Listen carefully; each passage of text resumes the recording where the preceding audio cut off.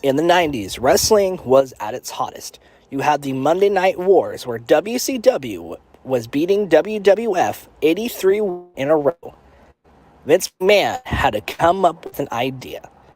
He hires Vince Russo, and the two sit down and create the Attitude Era. Chair shots to the head, sex, Crash TV. It was one of the biggest and best times to be a professional wrestling fan. The Attitude Era was a big deal, a part of my life since I was about a young baby at the time. Though my name is Christopher Downs. Everyone calls me Chris Downs on the All Elite Zone podcast. And the Attitude Era was one of the greatest things that ever happened in a child or adult's life, though, and all that. But even though I was only like 2 or 3 years old when the Attitude Era was first came into the business, how it came together because I first watched the WWF, or now WWE back then, when my late uncle Ricky Rakestraw showed me the wrestling business when I was a young kid, and I fell in love with professional wrestling all my life, starting with WWE, WWF, TNA, ECW, and now here we are, AEW. The first thing that came together, I remember the time on I think it was SummerSlam 2000 when my mom's side of the family and friends, well, technically my mom's friends, we all watched SummerSlam 2000. Even I was only probably about 4, maybe 5 years old at the time. I remember everyone watching The Undertaker versus Kane at SummerSlam 2000. It was The Undertaker representing the American Badass, and Kane just wanted to become a monster during the gimmicks and all that.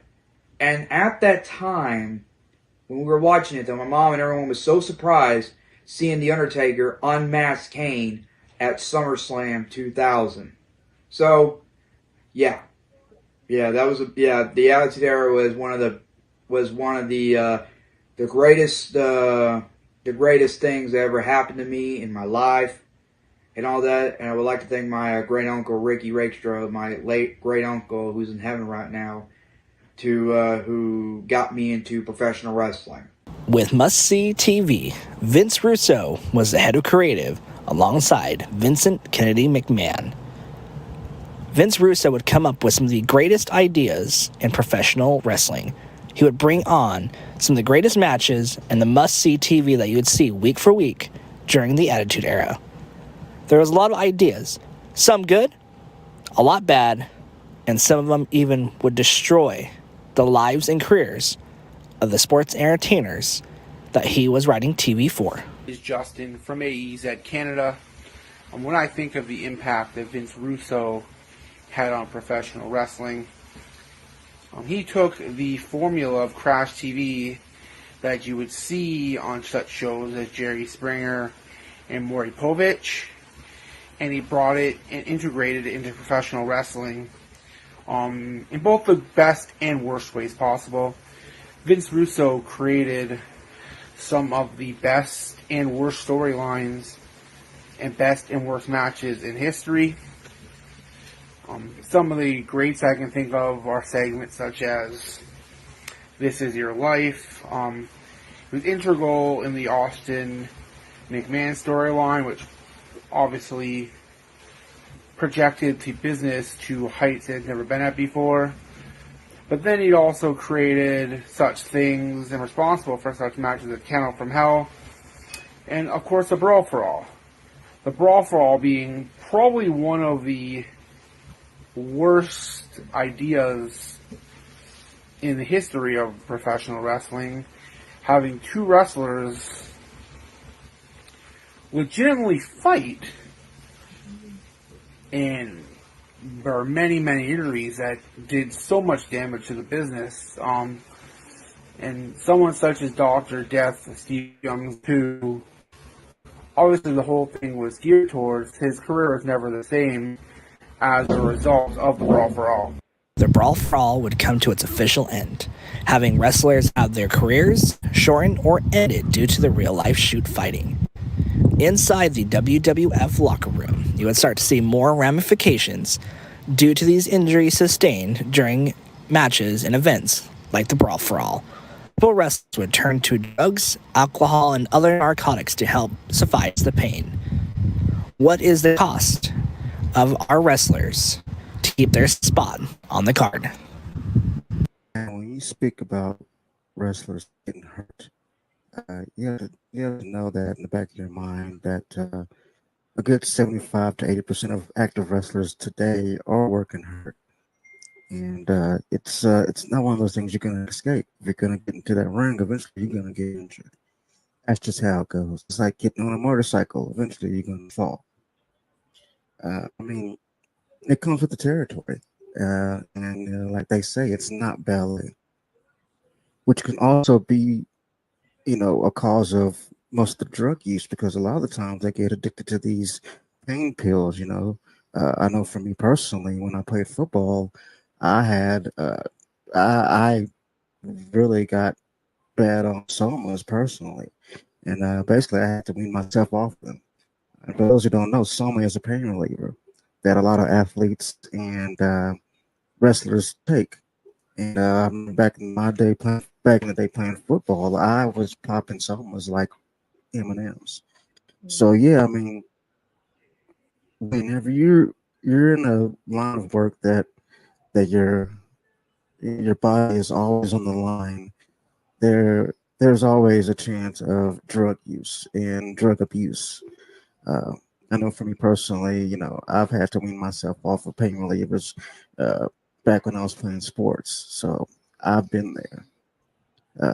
But there are so many wrestlers that have died so young because of drug use. Louis Spicoli. Mike Awesome, Mr. Perfect. You think about Miss Elizabeth. They all took prescription pills and overdosed. And there was also a lot of recreational drug use, also as well. But I think, honestly speaking, in today's business, in the talent that we have these days, sure, you still have your prescription problem, but recreational drugs, I don't think is really the main issue in wrestling. I think the main issue is probably those prescription drugs. That's just my opinion. Wrestlers gave up everything to be at the top of the card in the WWF. One wrestler in particular would fall to his death at the 1999 Over the Edge pay-per-view. Owen Hart, one of the most dedicated professional wrestlers to ever step foot inside of a wrestling ring, would fall to his death after a stunt gone wrong. When you're talking about the Attitude Era, it's hard not to bring up Owen Hart. Owen Hart was a big part of the Attitude Era. Probably would have been a more bigger part if this incident wouldn't have happened. If you guys have watched Dark Side of the Ring, they said that even Bret Hart said that he did not want to do he was the Blue Blazer, I believe. And his interest was him coming from the ceiling like you would see Shawn Michaels do. Sting did it a few times in WCW. That was a big impact on the Attitude Era. At the time, I believe Bret Hart was in WCW, which he left. So it'd been. I wish he would have been there to prevent that from happening, maybe. But the show continued, and not a lot of people thought the show should have continued when a wrestler just died in the ring. But he was a big part of the Attitude Era. Not just that incident, but he had a lot of good matches. He was a Continental Champion. He did a little bit during the Attitude Era. A lot of his stuff was during the Golden Age of the Golden Era. But he did have a lot of good moments in the Attitude Era with the Hart Foundation. He won multiple championships. But yeah, when you talk about the Attitude Era, you have to bring up Owen Hart. Though the Attitude Era would be fondly looked upon as one of the best eras of professional wrestling, multiple wrestlers would have their lives severely impacted by the actions made by the promoter and other wrestlers during the Attitude Era. The question hangs over our heads. Was it worth so many of our favorite wrestlers, their lives, their injuries, and their well-being, On tonight's episode of Dark Side of the All Elite Zone, we'll be looking back at the Attitude Era. Was the cost of fame worth it for the spot on top of the card?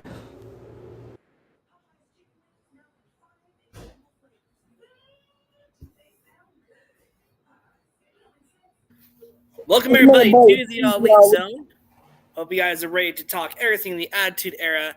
It's going to be a very fun show as we discuss the dark side of the Attitude Era. Tonight, I am joined by two of the greatest minds of the All Elite Zone podcast. First, I have the Charlotte Flair, the Becky Lynch. She is the phenomenal Emily. What's up, guys? It's great to be on here discussing one of the best eras in wrestling. I cannot wait to dive in. Man, it's so good to have you back. We missed you on here. People ask about you every guys. week. So glad to have you back, Emily. We look forward to having you and hearing your opinions tonight. Next, we have everybody's favorite producer. He is the Tony Khan of the All Elite Zone podcast. He is the Bret Hart. He is the leader of the Cult of Personality-aholics. He is everybody's favorite ringleader, Connor. It's good to be on now. That intro was really, really good. Yeah, man. There's a lot of stuff about the Attitude Era. This could be a 24-hour live stream if you wanted it to be. Oh my gosh. But we're not going to be here for that long. Yeah. But this is going to be a good one. I am super excited for this one. There's a lot of great things we're going to talk about. Talk about some controversial things that happen. Some wrestlers we're going to be talking about, of course, tonight as well on the bullet points I have for us. Man, there was a lot of things that happened during the Crash TV era of professional wrestling. And, looking back at it, there was a lot of great moments that, you still see in WWE video package to this day of the talent that they had and the moments. And, man, what an impactful moment in wrestling history. This was the biggest moneymaker for WWF, aside, of course, right now because of Saudi. But think about it. They made the most money. They had the most fan attendance, the most pay-per-view buys. Literally, like Chris, in the intro was saying, think about it. Families were glued to their TV sets. Even though it was, centered towards kids and adults, people were watching the Attitude Era. Yeah, they were targeting was no kids, teenagers at the time. You'll never see that, at least in WWE. AEW kind of a little bit. They target adults and teenagers a little bit, I guess. But WWE is more of kids and stuff like that now. But a lot of the stuff that they got over, you'll never, ever, ever see again on TV, or at least on WWE television. It made for great TV and made Mr. Man happy in his wallet. Very true. It was probably not the best time for women's wrestling. No. Definitely. Well, at least for not the wrestling part, I guess you'd say. But there was a few good women's matches, but it wasn't like it is today, No. Right. Unfortunately, we'll get to the point later, but there was a specific match type, unfortunately, that looks very frowned upon now with modern wrestling. We'll get to that here in a second. I can't imagine which one you're talking about. I wonder. Well, there's a lot of them. There's a lot. Oh, yeah, that's true. But looking at it, as we get started, why don't we kind of just go off real quick? People in the comment section as well, I want to hear what you guys have to say. But let's first talk about, what was your, first, standout moment? When you think the Attitude Era, what moment and match do you see? Oh, man. I mean, personally, I just equate the Attitude Era with my childhood. It's so much nostalgia. So many memories of my childhood are me and my brother watching it. And to be honest, my parents were sort of the opposite of what you heard in the intro there, where they kind of thought it was very scandalous, very, not for kids TV. But of course, as soon as you tell your kids that's the only thing they want to watch. So my first memory was seeing Biker Taker, and I just could not get over how badass he was. And I'll never forget how kids on the bus used to do the suck it stuff all the time. And we thought we were so cool. We had no comprehension of what we were actually doing, but it was just the auto response, the auto comeback to everything was suck it, or people imitating Biker Taker on their like really like the little bikes that they had, little tricycles. Everybody thought they were so cool doing the imitations, but it's just everything childhood wise. Like you can equate it back to like I remember where I was then. Definitely, like for sure. You know, I see a lot of TikToks all the time of people just going back and just remembering like what it was like to be a kid in the hallway and just telling your teacher to suck it.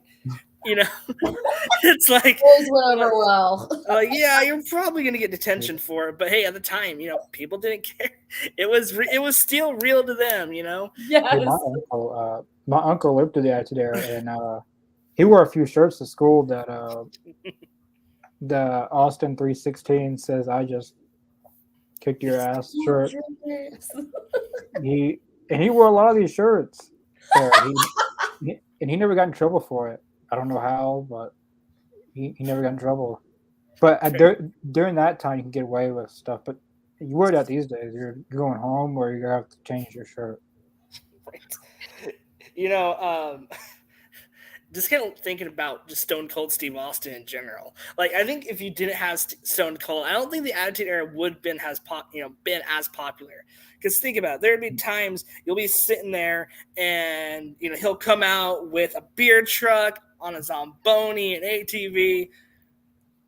He would just his little head, you know, nod, be like, "What'd you say, son? What? Give me a hell yeah. Give me a hell yeah." In the comment section, give us a hell yeah if you're digging this episode so far. People still do that chant to this day. That's what chants. It's crazy, like just to think about how much of an impact just the simplest things that Stone Cold did. Yeah.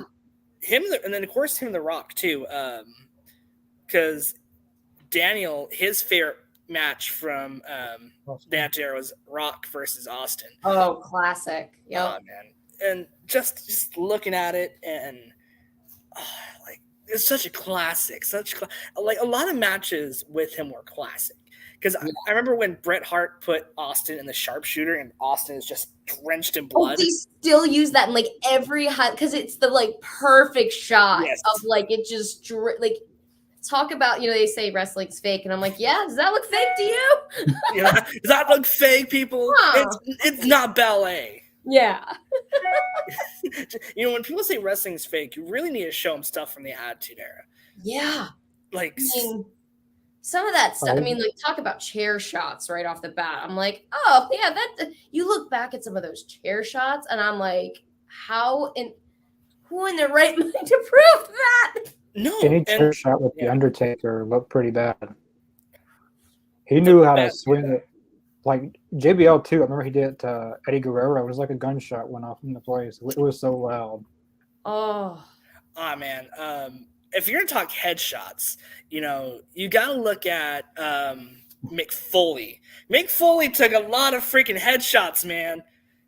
Look at his man is a national treasure. He probably took the biggest bump out of probably just about every wrestler of all time. Well, maybe Shane McMahon, maybe. No, because Shane McMahon had a crash pad. Shane McMahon. Well, I'm not talking about the cage. I'm talking about the SummerSlam when he was on top of the what did they used to call him? Like the stage? The Titantron? Yeah, he climbed up all the way. That's right. I forgot he went off the Titantron. There are times I wonder if he's okay to this day. I'm like, you good? Like, Shane, you good? And then after WrestleMania, I was like, oh, he's not good. Okay. But yeah, he tears his ACL when he just jumps in the ring. but out of the Attitude Era, Mick Foley took the biggest bumps ever, probably of all time. His book, Have a Nice Day. I have not. It's so good. He talks about how he felt like one of his biggest strengths anyway. He had many of them, but one of his biggest strengths was his resistance to pain. Like, I guess he just didn't feel it as much. He's like, oh, you know, like he told his first trainer or something, like the elbow drop is my signature move. The guy kind of looked at him like, yeah, big wow, everybody does that. He's like, no, on the cement. And the guy looked at him. He's like, Oh, okay. So he just had like a tolerance for pain, and I think he just, I mean, even just in that one match with the cage match with Taker, like I still remember thinking to this day, I was like, this man loves the business. Like he gave his heart and soul, blood, sweat, and tears. I know a lot of people have, but like, damn. Yeah. Well, if you look at it too, speaking of headshots, and Mick Foley, I think has probably suffered out of most of the wrestlers, at least nowadays. Yeah. But of course, DDP has been his savior and actually has got him like back walking upright almost. And it's crazy to think, but we were talking headshots. It's his. I can't remember what pay-per-view it was from, but it was when it was Rock versus Mick. Yeah. And just those chair shots that The Rock did, and just like those were like Mick on his podcast even said that those were like the worst chair shots he ever took to the head. But he had to make it most believable. Handcuffed and just like you had sympathy for the craziest man, probably aside from Brian Pillman, on the WWF roster. You got sympathy for Mankind. I know one of those matches. We were talking about me and Emily was. I think there's a VHS over the mat, and it was in front of his kids. One of these matches. Then You were crying. it was a little Noel Foley, and what's his son's name? Dewey Foley, or is that his son's name? His wife took his kids out of the arena because they were crying and everything. They don't know. I mean, because like it's what Daddy does for a living. I would be a mess too if I didn't. Yeah. Well, his kids like were hearing about him falling off the cage because all they saw was at the end was just him beat up and bloody and on vacation after it. Right. And the kids at school were like, dude, did you see what your dad did? And they're like, they basically made him show the kids his match, and they just could not believe he survived it. that is what man is given a lot. And then he got up on the cage again and then went through it. Not many people could say they have fallen from that height twice in one night. And I don't know, like, what would be worse to land on, a ring or the padding outside near the announce table? Probably. And did the ring have tacks in it too, or something? There was tacks. Yep. Yeah. Just, I believe his tooth got stuck up in his nose. That's that one. yeah. Did lodged up in his nose, and just that bloody There's like a diagram in one of the old wrestling magazines of him where they just like it's just his body and they just draw lines to every single injury he's had. It just goes all the way around. It's crazy the amount of pain that man went through. So respect to Mick Foley. He is legit the toughest man probably that ever laced up a pair of boots in a ring. Well, you know what's funny too, and this is like a little side tangent for a second here, but a few years back, my girlfriends were all watching Say Yes to the Dress because one of them was getting married, and he showed up on a Say Yes to the Dress episode. What? No way. And I lost, like, nobody else got it. I felt like the most awkward nerd kid. But I was like, that's fucking Mick Foley. Like, lost my mind. Him amongst all these bridal gowns looking so lost. What a man. I love that guy. Oh my gosh. Well, yeah, makes a character for sure. And we might have to do a special Christmas themed episode and talk about him being Santa during Christmas. Mr. Sacco's got to make a guest appearance too. Mr. Sacco, yes. Mr. I don't know if Sacco. he still does it, but I remember in Holy Foley, it was on the WWE Network. For $9.99. They did 2 seasons. That every room in his house was a different holiday. So in one room it was Christmas, and it was Halloween. Another, I thought that was pretty cool. He's a holiday man. Yeah. Go ahead. My bad. No, you're good. Good. Sorry, I didn't mean to cut you off. No worries. I was actually gonna, when you mentioned Stone Cold a few minutes ago, I was actually gonna comment on how I think what made it work so well was, in some ways, Vince embracing himself a little bit on camera. Because to this day, like I know I think there's Dominic Mysterio, there's Don Callis, there's all the people we know today as the bad guys, Christian Cage, and they're all fantastic. But still to this day, I can't shake off that like I with every passion, I know everybody just hated Vince so much. He was like the ultimate bad guy of that era. Like literally the corporate boss who tries to control the little man, tries to control everything. And Steve Austin was the badass worker who just did not take any of it. How many times did Vince McMahon get stunned? Because I think of all the people that have took a stunner, God, he's no. got to be the one that has sold it the best. You was so. That's all I can think of is the one at WrestleMania 2 years ago, and I just died because it looks so funky.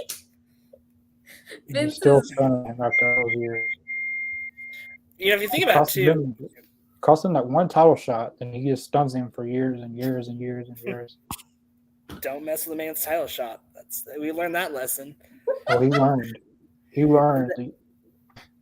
Yeah, before I transition into stuff that could have got Raw taken off air, Murr, thank you for watching, Murr, says that his favorite match, and this is one that I'm about to get talked to anyways, Team 3D versus the Hardys versus Edge and Christian and their TLC legacy. Because, man, they had some bangers with the TLC match types. My question is, and this is all for the panel and also people watching at home and in the comment section, should Matt Hardy even, as I was listening to Matt's podcast, and someone asked him, hey, was there a match that you should have won? And Matt thinks that him and Jeff should have won the first TLC match. Ooh. Who won the first one, Edge and Christian? I think it was Edge and Christian, if I remember correctly. Because I got I used to have a poster. They had two tables stacked up on the ladder, and both up top, and both of them on top of the table. Well, they had two ladders and tables stacked up on the ladders. And then they were on top of the tables with the tiles. Like that was like during that time when they would do stuff like that, you'd see all kinds of flashing lights in the arena. They would take millions of pictures like for big moments like that. I think Edge and Christian won. They won one of them because I remember that big iconic photo. Yeah, it was Edge and Christian. Yeah, because they stacked up ladders and tables and. I just think about Edge. Like, didn't Edge spear Jeff off a ladder? Yeah. It's just just crazy. Those moments, like if you watch them, like the whole arena lights up with flash photography, taking pictures and stuff. That's what I miss in wrestling these days. You don't see that much. Oh, you mean around the ring where they would be like? Yeah, you don't see that anymore. It's all just had that one cameraman and that's it. I volunteer to be one of those guys. If Tony Khan, if you're watching, I volunteer. Then back then they didn't really have. Well, they had phones, but they had like the cameras where like you only had so many pictures you could take and you had to develop them. Like that's the kind of cameras they had. You would see all kinds of flashing lights. That's what I always wonder is like in matches like wouldn't that blind the wrestler? Yeah, like it couldn't have been great, but it's so tough because like I loved Edge, of course, at that time so much, but I also loved the Hardys and that was like we always imitated the Hardys on our trampoline in the backyard. Like everybody would do like this. You haven't? I don't think you two have heard that story. My favorite wrestler growing was Jeff Hardy. Always and will always be Jeff Hardy. I know I talk a lot about CM Punk, but from childhood, it's Jeff Hardy. For Halloween, I would spray paint my hair different colors. It's amazing. I would buy the armbands that he used to wear. I would buy the necklaces. The trampoline was the worst part. Just imagine every move that you would tell your child not to do is what I would do. Well, I remember it was like peak, like early 2000s Hot Topic. If you remember, before they got all like the pop stuff in there and Disney started infiltrating the darkness that was Hot Topic. Yeah. Like Jeff Hardy was like peak Hot Topic era. So like it felt rebellious. Yeah. Like you'd go in there looking for like the pants and like the shirts that were like the netted shirts and the armbands and like you'd be doing the moves. Like it's just, like I said, it's like part of your rebellious era. Like that's kind of what he represented. But like at the same time, I was so infatuated with Edge because he was like young, charismatic stallion over there. So like it was hard to pick a favorite. No, and Edge, especially Edge and Christian during that time frame, especially with the Brood, it's so crazy to think that those two started out as vampires with the Brood. So great. I still I would pay good money to see him do like just revisit that gimmick one time just for fun. Even like if I ever meet him, I will bring him vampire teeth and be like, eh. Well, it was funny because you think about it too, because they were supposed to do something. Gangrel was supposed to go to WrestleMania apparently. It was supposed to, and they were supposed to do the Brood entrance there, and that's why I was like somewhat Brood before he came out in that weird mask. But I think it was because he was on AEW or something beforehand, and it's like, nope, sorry, like they were like nope, or that was the rumor. I'm not sure how true that is. You know how dirt sheet reports are. It's so sad. I know, like obviously the time has sadly come and gone for when AEW could like work with WWE, but it's like they would just put their egos aside for like a hot second. Like think of all the cool stuff they could do together, but like I get it. Like there's just never gonna be a. It's like one of those things that WWE just they don't see themselves as professional wrestling, and I get why they see AEW as their competitor, and now they've done a lot to convince, like they've done a lot of convincing to people that they're still great, and they've put on some great matches, but they're like, hey, like we're giving you the entertainment side of professional wrestling, right? And really, if you think about it, and this is why I do give Vince Russo some credit. Okay, I don't totally hate him. I do blame him for some of the things, but if you think about it, Vince Russo, if it wasn't for him, we wouldn't have some of the way that the stories are told, right? In modern professional wrestling, not just WWE, but think about how many times have people actually took ideas from Vince Russo and have done it. Oh yeah, and it's been it's been iconic when they do, or it's been kind of groundbreaking. It's like a groundbreaking style storytelling. I'm always so like this is gonna sound terrible, but I feel like I don't really know what to say about Vince Russo because my view of him has been so tarnished by all the Jim Cornette comments over the years. Here to hear first, folks. Emily is a Jim Cornette mark. I know. I don't know what and it's terrible because I actually don't dislike Vince Russo, but I feel like I don't know how to give an objective opinion because I'm like all I'm hearing is Jim Cornette being like, I will pee on his grave. I hate that man with a right. Talk about one of the biggest rivalries in wrestling. I think that could be the main event of WrestleMania if they would I would pay good money to see Vince Russo and Jim Cornette in the ring. Well, but if you think about it, and kind of if you go back and watch the Bash of the Beach episode, Dark Side of the Ring, people had a lot more sympathy for Vince Russo.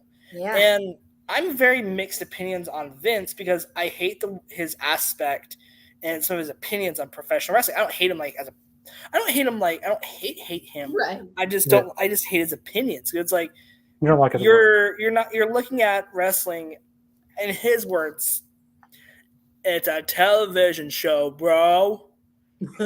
Television. Are we talking about? What are we talking about? We're talking about Vince Russo now. What about him? There's a lot. His creative ideas, because there was a lot that were great, and then of course there was a lot that. Well, yeah, I said I couldn't really give I feel like a very not honest, but not objective opinion because I hear a lot of the Jim Cornette side of things. So I'm like, maybe I'll just back out of this. Those two guys hate each other with a passion. Like Jim Cornette is on a mission to outlive him so he can go to his funeral and pee on his grave.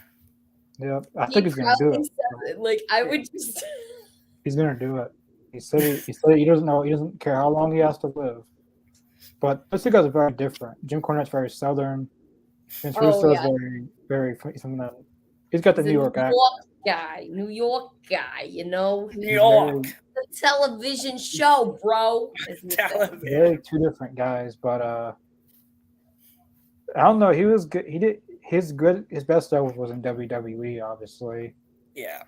Because it's WCW stuff. I feel like he was trying to make WCW good again, but just some people wanted their way or the highway, basically. I think it was a mixture of Eric Bischoff. If we want to talk WCW real quick, but I think it was a mixture of Eric Bischoff and everything going on with the Ted Turner Network before. Because think about it, at the time, they were just trying to look for an excuse to get rid of wrestling on TNT.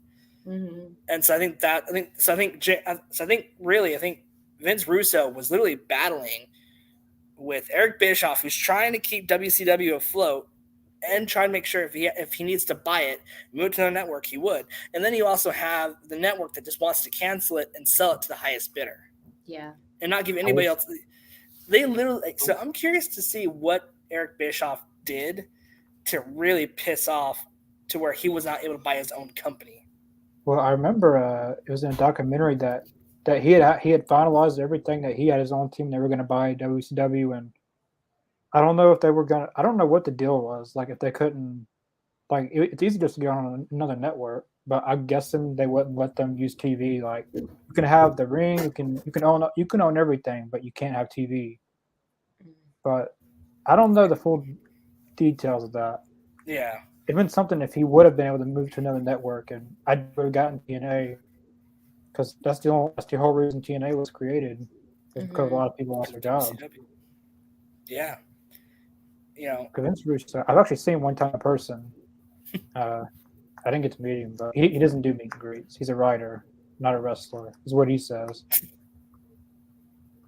But he's still kind of a figure in wrestling. The thing is, he hates the business so much. Mm-hmm. Then I'm like, the only reason, like I said, he just wanted to make it. Think about it. He wanted to make it like must see, TV every week.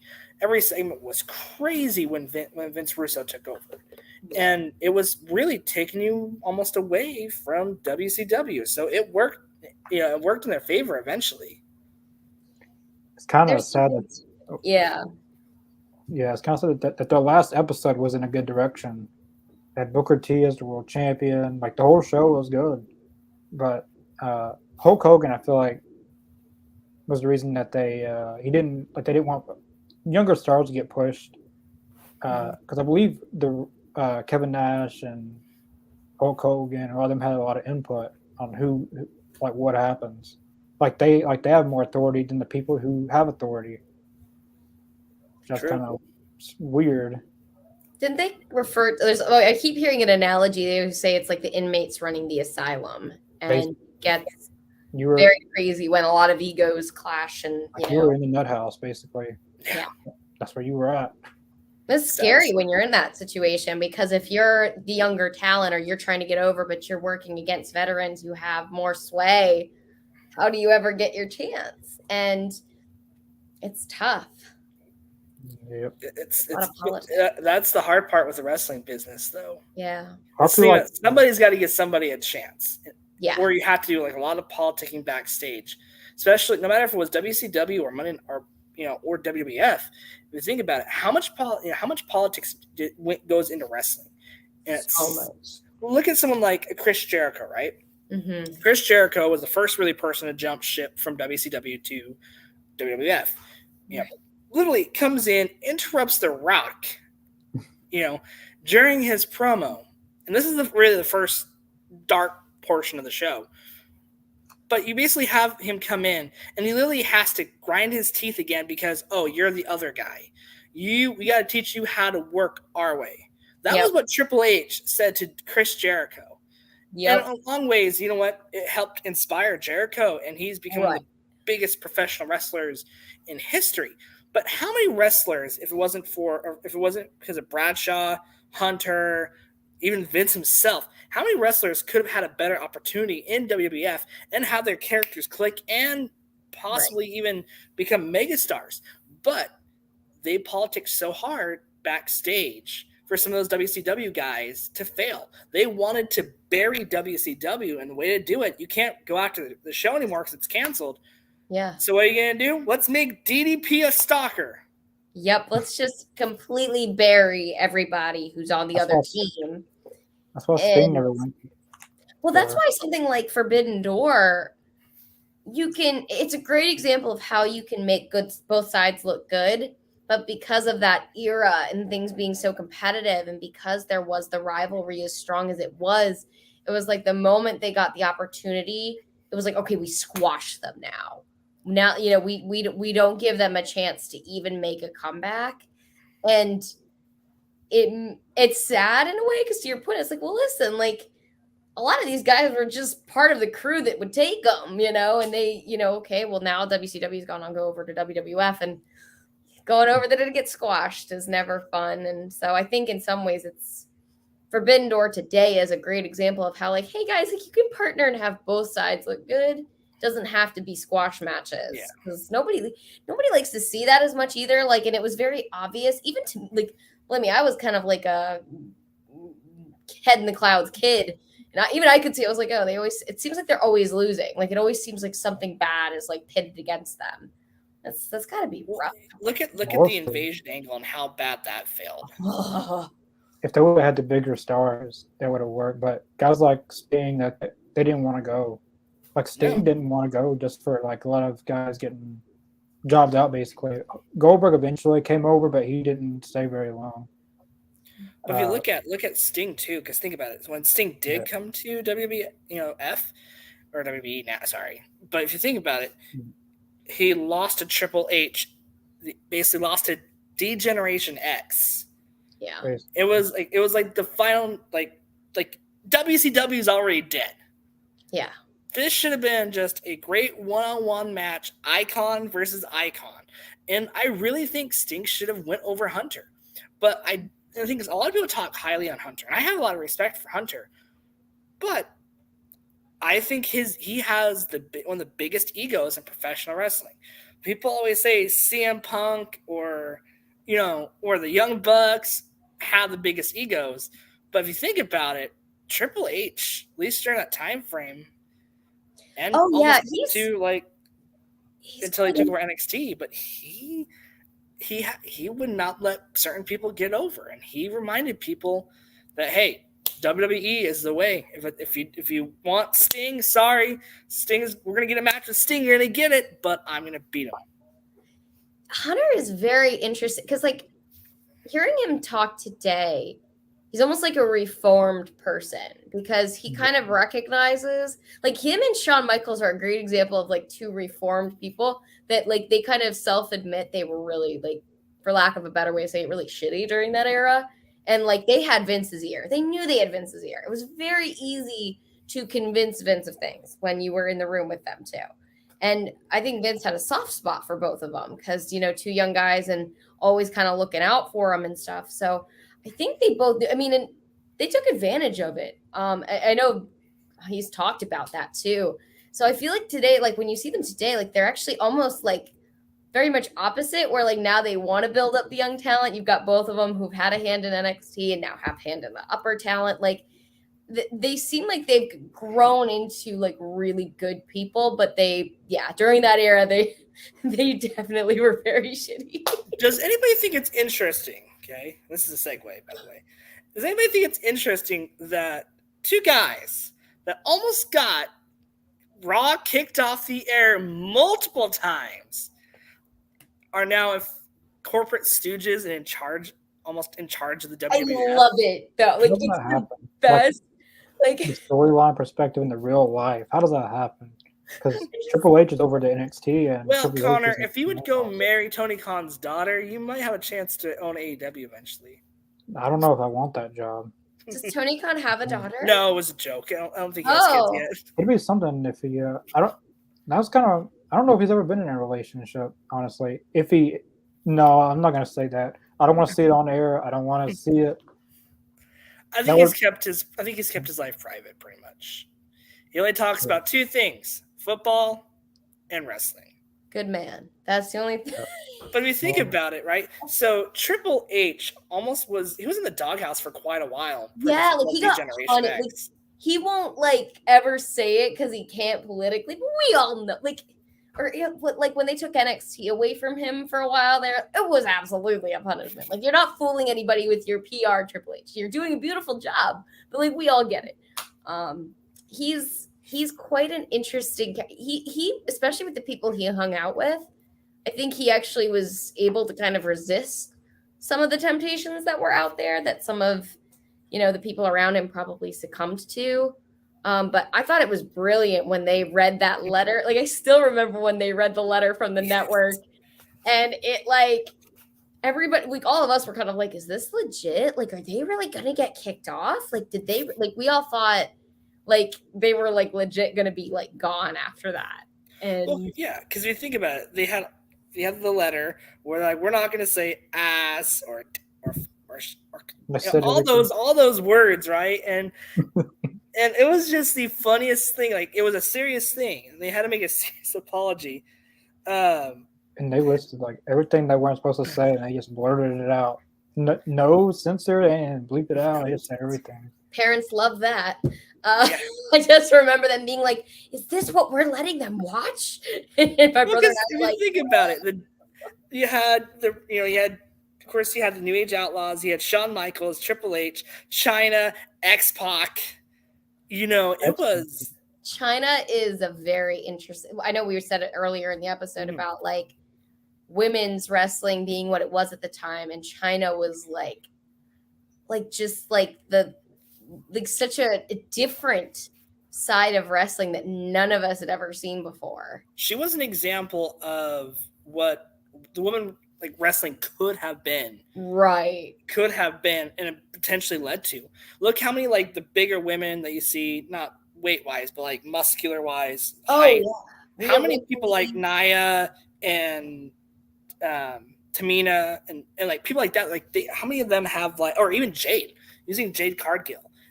Like they all have like a huge respect for China for the trailblazing that she did. Yeah. Look at all the stuff. Yeah. Hard to do. Talking about women in the Attitude Era, I guess the main one was Trish. Well, besides China, like she was mainly the first, I guess, major star because she was the first woman continental champion, and normally I believe those matches were kind of funny. I don't really like intergender wrestling, but that was kind of funny. It was China and Eddie Guerrero, I believe. And she also had a spot with Jericho. Yeah, I remember that was. It's hard because like I actually really like watching intergender wrestling because like it's a really cool like evening the odds and just putting it out there. But even as a woman, I'm like always like kind of feel bad for the guys because I'm like, do you hit her? How do we like? I don't know. That's got to be really hard. Like, so I guess what they've done nowadays, even Tony Khan done it, where it's like you'll have like a guy and a girl versus a guy and a girl. And so it's like intergender-ish, but like I really like it, but I always do slightly feel bad for the guys because like I don't know, like do I hit her or not? Is that sexist? I don't know. Well, that's the thing, and you brought up a very good point because it's hard when you have somebody like Brian Cage, right? Yeah. Lose to Tessa Blanchard, and Tessa Blanchard is a great talent. I know you're going to bring that up. Brian Cage, if like looking at him compared to her, Brian Cage should have squashed her. Right. And I think that's kind of the hard part, and that's why it's hard to modern wrestling. It's a very thin line to cross where you're being sexist or you're being too PC because it's like, well, part of our wrestling brain sometimes think, okay, this person should obviously lose, right? But then you also but if you make it in a way of sense, looking at like Rey Mysterio, right? Like a David versus Goliath type matchup, you could easily have women versus guys. Impact, I feel like Impact does this well with the intergender matches. Go back and watch like Matt Cardona and Jordan Grace. Yeah, using that one as an example. That's how you can do it, and not. And like I said, where it makes sense story-wise, it's wrestling, and Matt's a heel. Matt's obviously the heel in that. So, it works. But you also be very careful because you also have very, very, very traditional fans that are not going to like it. And they're, which I understand. Yeah. But then you go back and watch like something like, China, and watch some of the matches that she had with some of the guys. Like I remember that time, there was a few people who left Impact because of that LA Knight, Eli Drake. That was one of the main reasons he left. They weren't going to lose to Tessa Blanchard, and he didn't do it. We've Karrion Kross left during Killer. I never call him Karrion Kross. I always call him Killer Kross. Yeah. Austin Aries left. Well, he left on a different, but I believe it was the same thing that they wanted him to lose to. Like, there's a bunch of them who left. I like the way AEW does it. You'll never see like a man and a woman in a match. Like, it's like saying that Riho can beat someone like Satnam Singh. Ain't no way. Ain't no way. Yeah, Riho's it's gonna like beat Satnam Singh. I appreciate them like trying to make women look good, but there's always to your point like that balance of like, okay, legitimately we get it. She would not, unless it's something like Jade Cargill against Peter Avalon, but Jade would win that. But and I am all for women power. I get it because you're just like I don't know how to feel. I guess it's the thing. It's like I think if it makes sense on how they win, yes, I think that's kind of something that I've changed my opinions throughout my wrestling fandom. But if it makes sense, like I went back and I watched the other day. I watched Kenny Omega versus Riho when she was 12, and they had that wrestling match, and it was phenomenal. Yes, he's a master. It made sense, and of course, Jim Cornette still bashes Kenny for this. But the thing is, Japanese wrestling is different. We're gonna have to do a whole podcast on Japanese wrestling. It's not at all the same as Southern wrestling was, so might be a little out of your zone there. Yeah, but if you think about it, people are wrestling blow-up dolls. There's a couple of children because some of the children over there start wrestling at a young age, just like the luchadors. Yeah, and the thing is, Kenny is one of the safest workers in professional wrestling. Yeah, I mean, like he's such a master at how he works. Like, yeah, I know exactly what you're talking about. When you rewatch that, it's a master class in how to do safe wrestling, but sell it like it just like you felt it, like and it worked. It was fine, but that's because he's diamond of a human being and a wonderful person. So I love Kenny. One time met Murr Bradley, I guess that's his last. Who were the next guys to go after Jericho? It was a group of them. It's kind of like when Lane was saying that a lot of them, like when you came into WWE, it was a whole different like you're playing by our rules.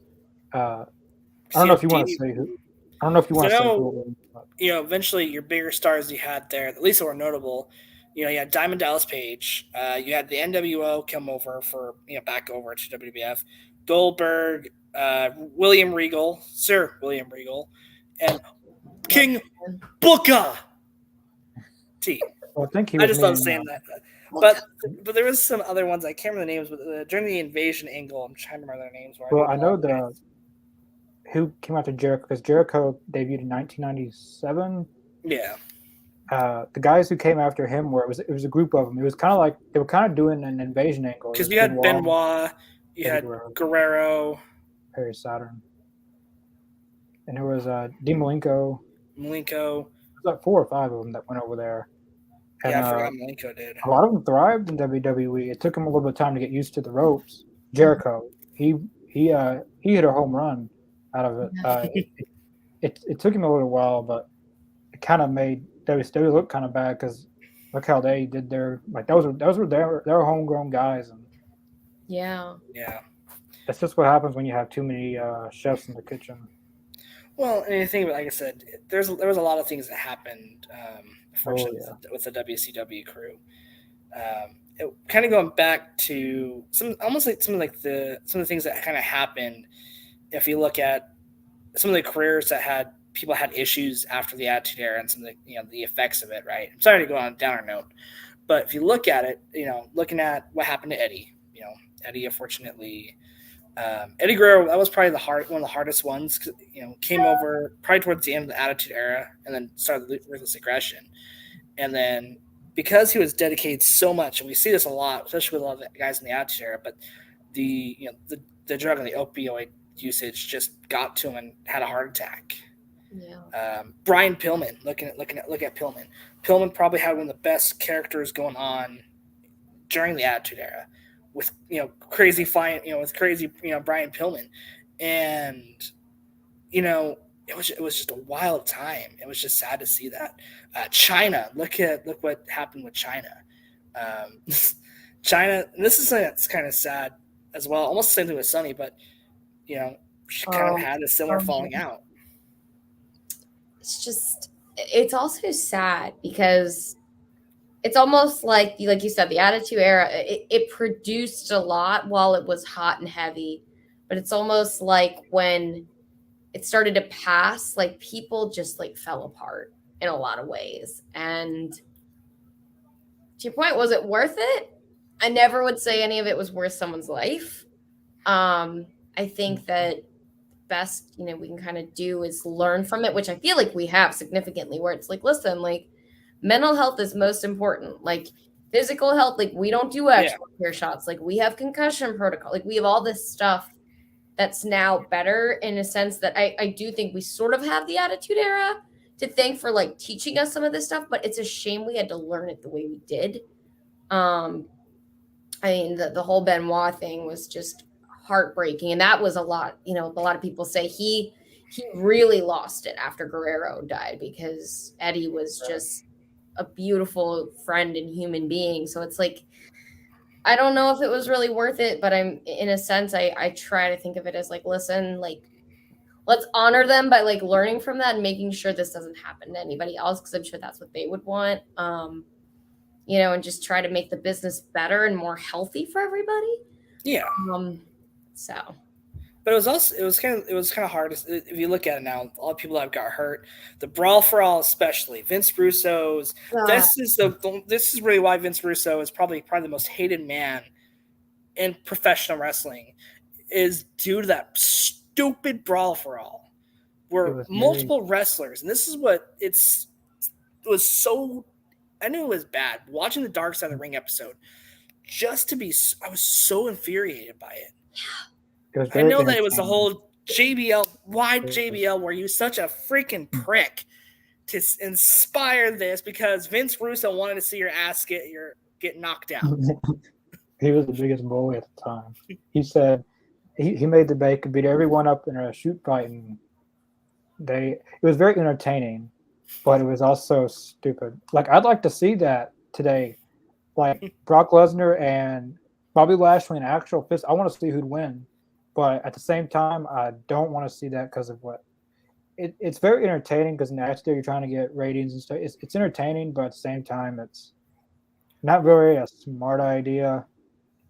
It'd be different with Bobby Lashley, though, and Brock Lesnar, because they're both trained fighters. Okay? The thing is, when you have people that are not, you had people that weren't trained fighters, then you had ones that did it before professional wrestling or trained it on the side. Yeah. That's where your issue was, because you have some people that are badass. Look at Dr. Death, Steve Williams. Look what happened to his career after that. He basically disappeared after he got knocked out. Yep. It was supposed to be the next big thing. Yeah, that's who they wanted to win the whole thing. But Bart Gunn, he hurt that dude. Everyone likes Billy Gunn, but Bart Gunn was another type of gun. I'm surprised he didn't take off.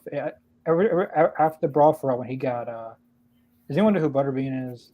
Butterbean, dude, I want him to knock out Logan Paul so bad, or Jake Paul. Because even Butterbean said that he would have won. He probably would have beat him if he wouldn't have acted like an actual boxer. I mean, like a lot of these guys today, though, are like there's such a bigger intersection of like the MMA fighters and UFC fight. Like they seem to kind of have been inviting that more and more recently, or just sort of happens with like a Shayna Baszler or Ronda Rousey. They kind of segue into this world where they are legit fighters. Even Matt Riddle, like some people said, it's like, say what you want about the guy and his like being high or his gimmick and whatnot. But, like, that guy could probably beat the crap out of a lot of people because he's like a legit fighter. So like, depending on who you put him up against, it's like, yeah, we're probably not stacking up some people to have the odds in their favor. Yeah. The Brawl for All was train wreck. It was very entertaining because I'd want to see. I'd like to fantasy do that, but like have I want to see CM Punk versus the Young Bucks. I was just about to say, I was like, you know what? Like this is talk about an old school way of resolving your problems. Lock them in a room, be like, all right, whoever walks out wins, and then you're moving on. At the same time, get it off your chest.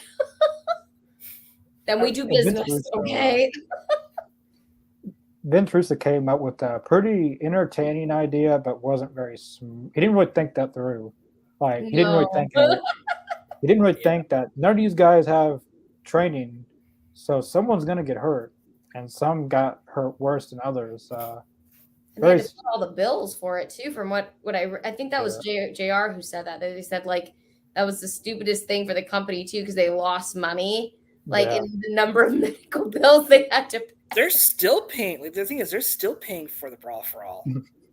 They're It's still not- like Is TKO so having to pay that basically now? even just the Attitude Era in general. So they're still paying for all the like the health injuries, and then you also have the people that lost spots on cards that probably turned to more even drugs and alcohol. Like it's kind of sad, but look how many people like are suffering because of the Attitude Era. Like they're paying for a lot of rehab still.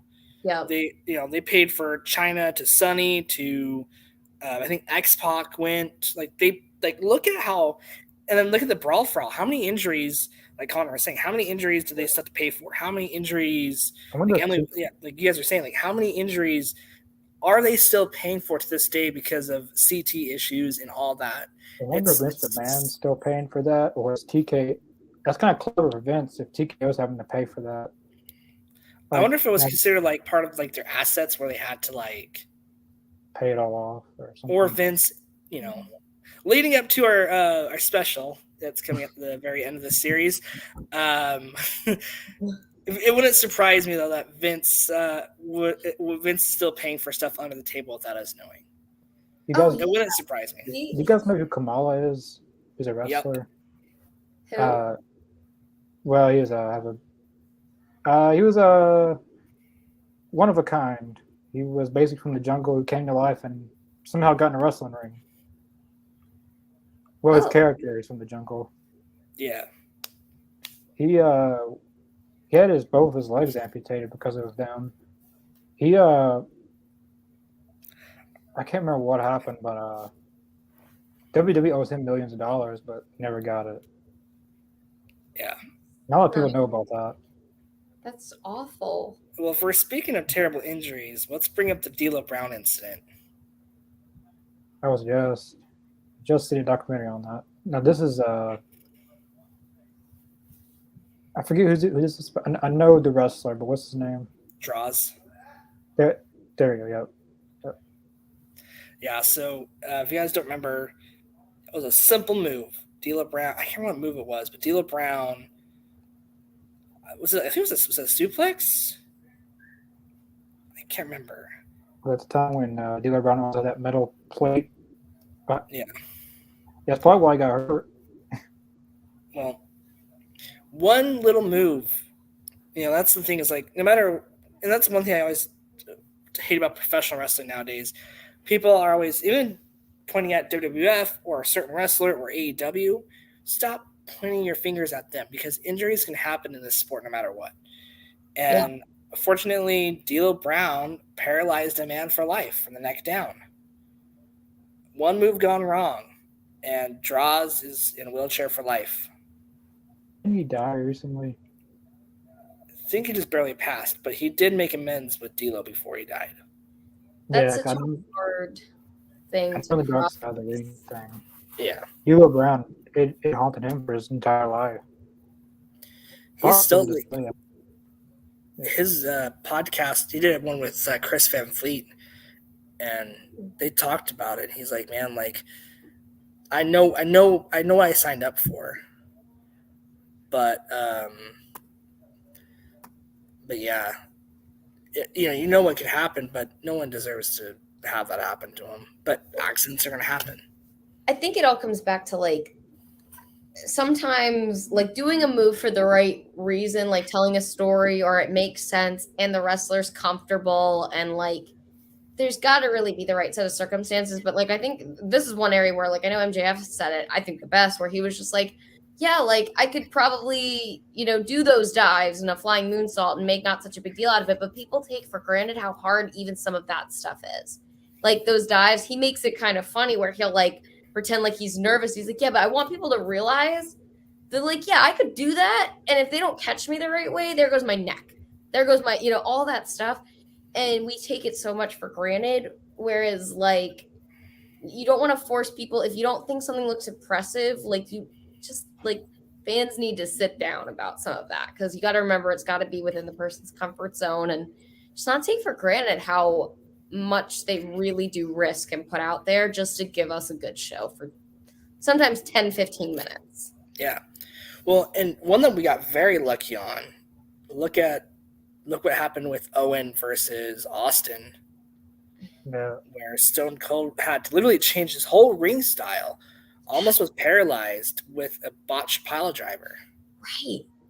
And Owen Hart is like one of the best, safest wrestlers at that time. And I know he never forgave himself for it. And it's just, two wrestlers who were, obviously at the top of their professional game, and it just happens, and nobody ever intends for it to happen. If you do, you're messed up and you shouldn't be in the ring in the first place. So it's one of those things where, like, for both people involved, there's no win, because obviously the person who did it feels terrible. And the person who gets injured, they knew the risk, but like no one deserves it to happen, like you said. No one deserves to, no one deserves to get hurt, but it's going to happen. Well, that's why the Owen Hart thing gets to be, I mean, even watching that Dark Side of the Ring was like the hardest episode for me, because it feels like it was 100% preventable. And it's like, I never forgave them for like not stopping the show, just saying it so, like putting JR on the spot to say it like that. Like, it's just, I'm on, I mean, honestly, his wife is such a strong person, because like to keep going after all that, where it was 100% preventable, and from what I've read, it all came down to like just being cheap.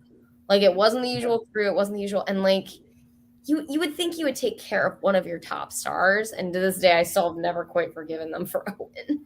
No, and I think he cares. Think about how many people, like, we've talked about it with Owen, but it's one of those things that it could have been, like you said, prevented. If you would have had the right crew, and even WB, like even Vince to this day, like he's like, that's his biggest regret. And this is the only time you've really seen remorse from Vince. Yeah. But the thing is, what pissed off, fortunately, his poor widow, was the way they handled everything afterwards, and how they were. I'm very glad that she was able to have the memory of Owen Hart be in a video game now with AEW, yes, and shirts, and actually have a good reason to have Owen's name still be around to go help kids in Canada have a better education. Right. I bless Dr. Martha. She's an incredible woman. But Vince, like, all it probably took for Vince to have Owen in the Hall of Fame and do the same thing would have just been handle it better with a better phone call, more like actually be the Vince that you're seeing when he's talked about Owen. Yeah. Be that person, because now it's, we can't really remember him as much with WWE because of it. Yeah. We have to go to his Japan matches or go to his independent stuff that he did in between. And I just feel like he got like the legal people infested him. And I think this is a situation where at the end of the day, like they probably got to him and were like, listen, you can't admit fault to this, or you'll never hear the end of it, this, that, and the other. But I do think there's actually something more human. You could have repaired it had you been more, showed the human side of it. Been like, man, like, yeah, that was my fault. I'll never forgive myself. I'm sorry. And like you said, just things like that. Like at a certain point, I don't know. It's just like, screw legal, guys. Like, that person died. You're gonna have to get over yourself for that. Like, yeah. And it's just like he never could get over himself. It was just like, why?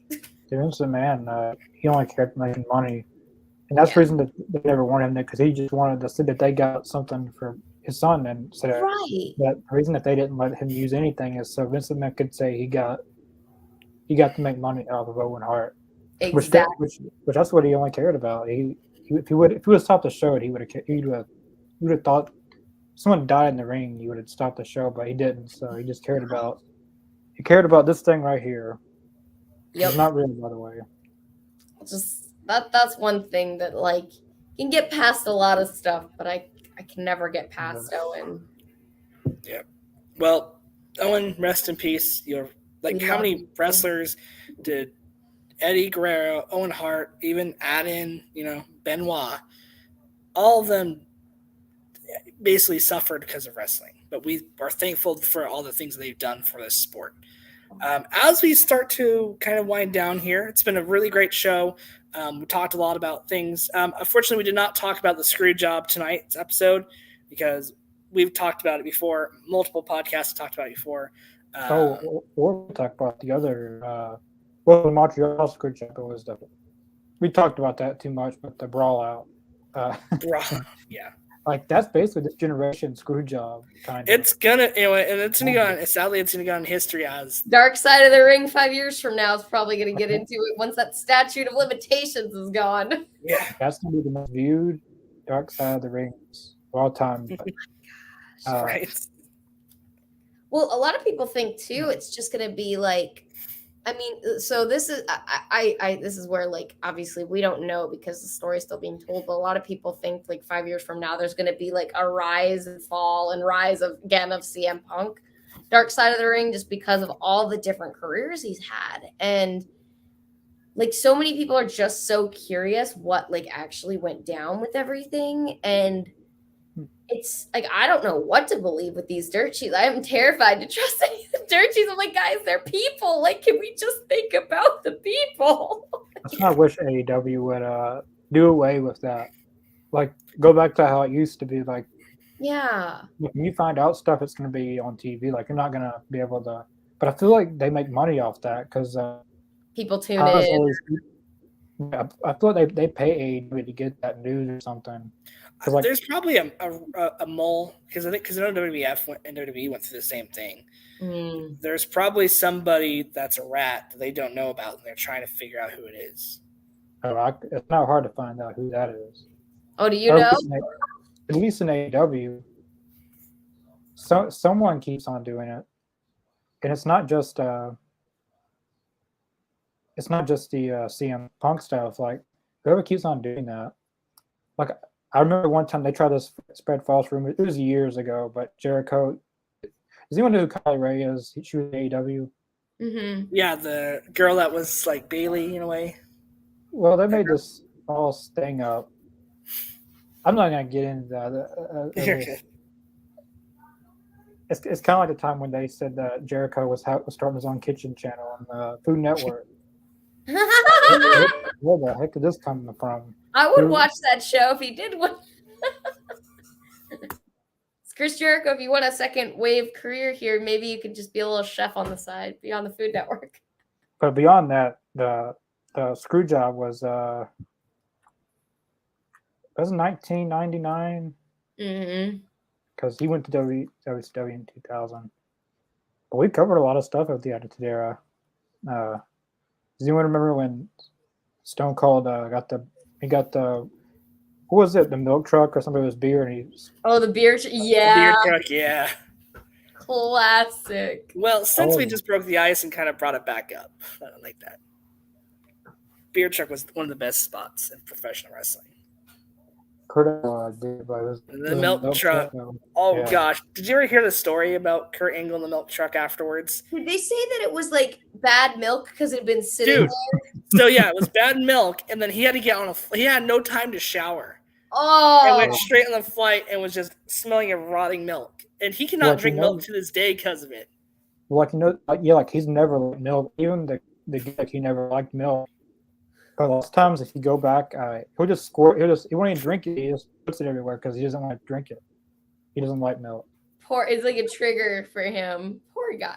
Yeah, you could do so much today where like you could change it out for something else and people wouldn't know. Really, like I believe it was the last time he went to Raw and he did it. It was Chad Gable. He just poured it all over himself and didn't even drink it. Like Stone Cold would drink the whole 12-pack. Oh yeah, him, the ring guys. Crowd. Yeah. Well, as we start to wind down here, thank you guys again for coming on tonight. There's two facepalm moments I want to share before we get off the air. Okay. The first one, these both would get kicked off, of course, modern television. The bra and panty matches. Yeah. That why I get it was during the Attitude Era and people were flashing the crown stuff, but gosh, whoever greenlit that, man, that's that's a Who you different think? time for sure. Well, I guess Well, you know, the Mhm. boss is well, yeah, has gotten into some legal trouble recently, so I could There was see. one person who loved it. I don't know if it was the same reasons Vince liked it, but Jerry Lawler, he was. Oh, puppies. I don't yeah, think he liked it as much as gotta Vince I liked gotta agree with you there. Jerry had a hand. Like you knew he was loving it. Like, come on. Like, Yeah, but you know what? Those women were beautiful. They were fabulous. They all looked fantastic. I respect the hell out of them. So I remember when, like, I'm currently watching 2003 Raws, and they're doing the Diva search, oh like, no. and right now Maria, Michelle McCool, and all them in it. It's actually pretty funny because Jonathan Coachman's doing all this stuff, I but like the season with the Miz, like as one of the that where he was met his wife. now who would you guys say was the main person in those matches? Inspired it or wanted it? No, like one of the main females the reason that they wanted to do it during the Attitude Era, who do you think it was? Huh. I'm curious to see your answer. Probably a Vince Russo idea. Well, no, I'm talking about like the woman that Wrestler wise? yeah, golly, I do not want to see Vince Russo in a head. Oh gosh, no. Oh, I thought you meant like who probably inspired it, and I was like Vince No. Russo would be up there. I'd probably say, at least in the Attitude Era, probably Sable, Or Trish. Oh, I'd say Trish. Trish. Yeah. Now the Ruthless Aggression era, that was a whole different story. It's probably Trish. Yeah, Sable But- was to this day still one of like the most like even like I just still am in awe of how beautiful she was. Like she was just such a classy like I don't know. I really liked Sable. She But- still looks pretty good for her age. Yeah. So the video of her and Brock Lesnar at the airport, she still looks decent. I'm like, she's kept her life on track, and not trying to criticize other Married people, to but she looks Lesnar, good. right? Yeah. Okay. You know how they got together? She cheated on Mark Merrow. Oh, They've I didn't know that. And they've been together ever since. Well, it was love at first sight, apparently. It's hard in the wrestling industry when like you're half naked all the time and people are away from home and they're lonely and they're just it's got to be a rough you have to either just either it's tough the long distance stuff like you either have to travel around with them or just be okay with it. The thing was that Sable and Mark Merrow was like they were together on the tour at WWE together, so they was around each other And all she the time. still She still did.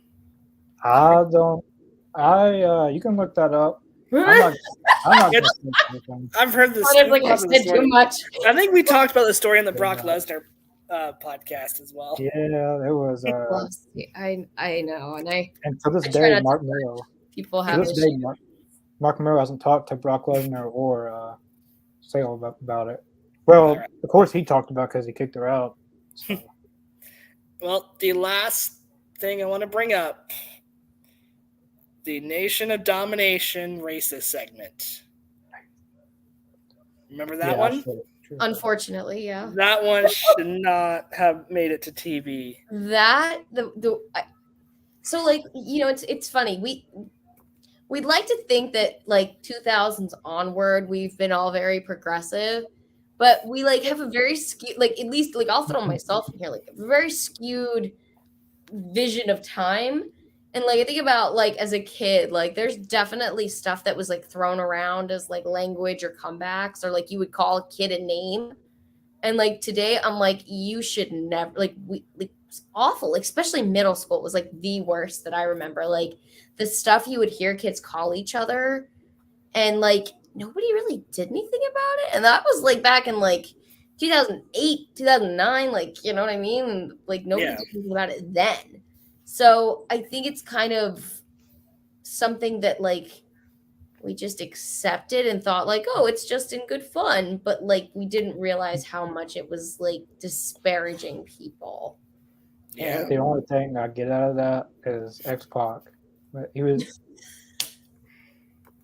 Oh, it's so cringeworthy. Like you said, you just like what they even said was stupid, but it did their carrot like that. That was DX. That true. was. I like the. Besides that, I love the Nation of Domination. Yeah. Nation of Dominate. That theme song is just, Nation. banger. I know. dude. Like when I'm in the gym, that is one of my songs, my playlist, and I'm just like, gonna be like Mark Henry, gonna be the strongest man. Like the Hurt Business is kind of that group, but if they were booked like that, they'd be pretty good. The Hurt Business. Yeah. Yeah. Well, We've just learned so much in the last few years that like it's not an excuse for what they did because it's awful what they did. And actually, even at that time, like I'm sure there were people who were upset about it. You just didn't hear about it the same way we do today and know about it. Like weren't as aware of it because there wasn't social media yet. There wasn't a lot of things to like have those important conversations and to hear those points of view. So it's like you said, I'm sure there were negative reactions. We just probably didn't see or hear about them quite as much. Yeah. Well, thank you guys so much for coming out and listening to our Dark Side of the Attitude Era. This one was a very fun episode. We sure talked and covered a lot. So it was a great show. Thank you, Ethan, for thank you for the nice comment. Jason asked one final question before we go off the air, and I want to start this one if you don't mind. Ooh. So Jason says, what was your guys' favorite Attitude Era moment? So mine is the funniest one, right?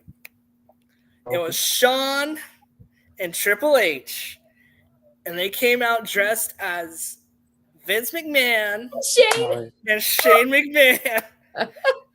And it was just the funniest back and forth promo. Just because I see Shawn go, "Look at me, Dad, I'm dancing," and then to have Triple H go, "Stop it," and just do the whole like, and of course Shawn Michaels is just on the floor, just spazzing out, just having a seizure. It's seriously the greatest thing, especially because we've all done our Vince McMahon impressions, right? I probably do at least 10 a week. Yeah. On our podcast alone. I do a lot of them. Eric Rowan did one with us one time when he was on. He did one. And but Triple H, I think, has one of the best Vince McMahon voices. Oh my gosh. I'm sure he's been around it so much that like right. He had to deal with that for 30 plus years. So he played from that point on. I wonder if his kids like when they go up to Grandpa do his voice. If I was like Hunter, I'd be like teaching my kids, "Hey kids, make sure you tell your granddad that's good shit. I'll let you guys say the S word." I'd let my kids be a little bit of a troll. Like I don't know how you like. Grandpa Vince is a very funny visual in my head. I just like. I can't imagine leaving. It's like you just drop off your kids with Grandpa. Yeah. Right. I don't know if I would leave my kids with him. Probably not. What about you, Connor? What would be your favorite Attitude Era moment? Probably Justin mentioned it in the intro. This Is Your Life. Rock and Sock Connection. These people weren't even in his life, which they were, I guess, in his life, but they weren't the exact. I don't know. I watched a lot behind the scenes of that, but during that time they were big in the ratings because the war and stuff. That segment is the number one segment in all the time of wrestling. Like, do you guys know how many viewers that one segment grew? Which one? This Is Your Life. Oh, Rock and It's Sock up 4 mil. Am I right? 10 million people. 10 million? 10 million people watched that segment. It was really funny at the end because it was his birthday, but it wasn't even his birthday. Then it was really funny, like his school teacher and then his ex-girlfriend and his football coach, and It was really, really funny. That was one of my favorite moments. And just to think that that was the most viewed wrestling segment of all time is Yeah, that's for sure. cinema right there. All right, Like, no, I was gonna say like the bloodline hasn't even reached those links. no, That's true. yeah. What about you, Emily? What would be your like favorite Attitude moment? I thought so. Like, you remember when Stone Cold impersonated the Doctor and snuck into Vince? Hospital?